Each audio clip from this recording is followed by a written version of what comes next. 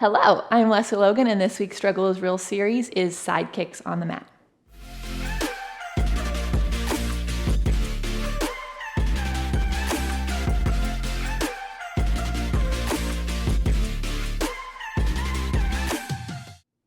So thank you so much for coming back for another week of Struggle is Real with Andrea, Maida, Pilates, and I. We do this collaboration every week, so make sure you check out her video on this. I'm sure she'll have some epic tips for you. So side kicks, gosh, you guys, this is what makes Pilates so freaking good, is the side body strength that it provides for us. So I'm a massive fan of side kicks on the mat, and in my online mat classes, we never skip them ever. And I often try to sneak in kneeling side kicks almost every week because I think the biggest problem in our bodies is the lack of side body strength we have. So, but that being said, for a lot of people, tight hips, tight hip flexors, lack of booty work, right? It makes it super, super hard. Also, I think we get obsessed with what the leg is doing, and that makes it a little tricky, right? So here's what's going to happen. You lie on your mat,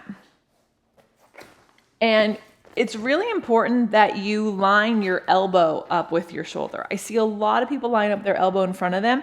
That makes you round forward. You have no strength that way. So it's on your side. Maybe when you're curling up, right? Ideally you do, but right here on our side, we don't. Then the other thing that I see happen is that the bottom leg, the knee is locked out. You lose strength in the muscles above and below a locked out joint. So if you have hypermobile knees, soften your knee, flex your foot, and push your thigh bone down, right? Effectively, you'd be doing this, right? Is what would happen if there's no floor there, which is great because now both of your legs are pressing away from each other. Your abductors, abductors are working. Next thing. So for men, lying down here like this will probably be fine. They might have tight lats, and so they might be more up. That's fine as long as everything's connected. But if your waist is narrower than your hips, if you think about it, there's probably going to be some space here because your spine is going to be like sunk if you're just like hanging out like I am right now, because my waist is narrower than my hips. Not a lot, just a little bit. So air could actually go through there. You might have a bigger gap or no gap, right? But you want to make sure that your bottom obliques are on. Then ideally this hand is here. I see a lot of people leave this hand here too often, and then they're doing the whole exercise balance from this shoulder, which is not fun. So you want it to be behind your head.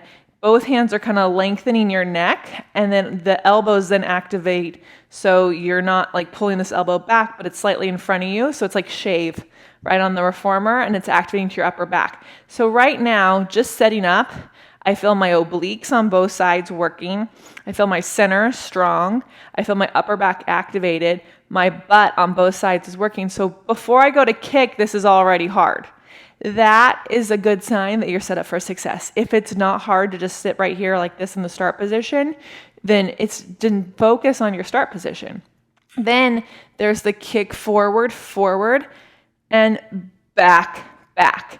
And what you want to do is think about, like if a ball were to bounce, it kind of goes down and then it goes up again, right? So as my leg goes forward, I go as far as I can, it goes back a little bit, and I go forward. But how often does a ball bounce higher on the second bounce? Rare, right? So your second kick shouldn't be necessarily further forward than your first kick. It's just trying to be as far forward as the first one. And then there's the chop, there's the up, down, you turn the leg out, you go up and down. This is the hard one. Everyone tips their hip back. So you want this hip not only to stay on top of the bottom one, but it also can't hike up. Oh my goodness, right? And then you can take the leg back. This one, I try to go see how this leg lifted up? That's a little too far back for me. I want to go back as far as it's hard for this leg to stay down. And that's where I do my small circles. Woo, it's burning. And then for big circles, you want to squeeze the heels together. You go forward, up, back, and around. And you're tracing what your front kicks, your up and down, and your little circles to the back did. And each time you're stopping so that you don't use momentum. Woo, okay. So there are plenty of other variations that you can do. Originally, Joseph Pilates just did the front and back.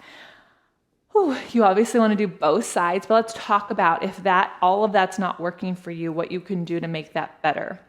So obvious things are side kicks on the Cadillac. Yeah, the side leg springs on the Cadillac. And you can add the bicycle into there.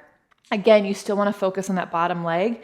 I would also grab a magic circle, stand on the inside of the circle, find a way that you don't shift your ribs and lean. So maybe you hold on to a wall or a Cadillac bar and you make sure you're looking in the mirror and your shoulders stay on top of your hips, and you press the circle out with one leg, and then you can put the circle in between your ankles and press in, right?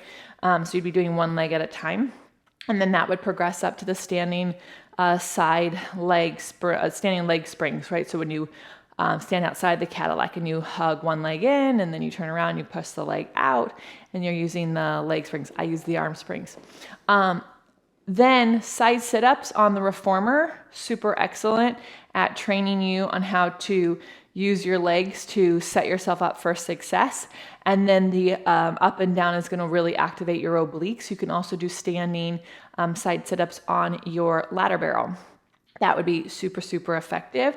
The standing press downs on the high chair or winded chair would be super, super solid for teaching you how to stand in one foot while moving the other thigh in space.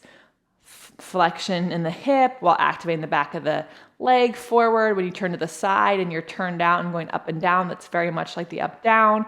When you do the crossover and you're pressing that pedal down and in, it really activates those abductors, which helps you stand on your leg in your side kick series. So I would start with all of those. If none of those work, and making this struggle with the side kicks less real, hit me up in the comments below. I'm happy to help you.